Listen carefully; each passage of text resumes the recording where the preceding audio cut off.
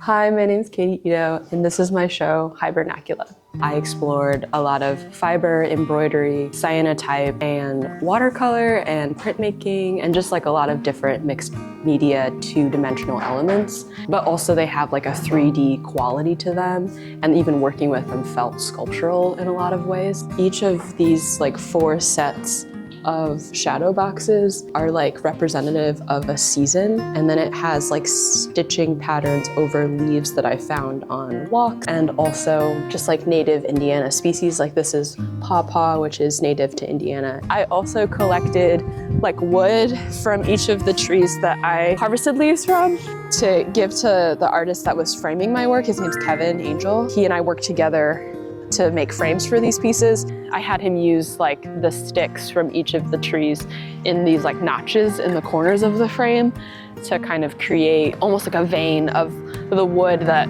the leaves were originally from, which is really fun. Hibernacula is basically like a zoology term. It refers to a shelter that an animal builds to survive like cold, dry winters. It kind of reflects a place where I felt like I was hibernating or felt like I was taking refuge for this past year, and like explores ways that my grandparents found refuge and put down roots in India as well. So I took walks a lot down Alabama. That was my favorite. I'd take my little pair of shears and I'd go around and like snip leaves and then try not to like make the neighbors mad at me. But yeah, I collected a lot, pressed a lot. I think this show has come out of a place of like wanting to create a visual language to honor like my family's lineage, but also like mix in like new ways of thinking and new ways of existing as an Asian American in the Midwest.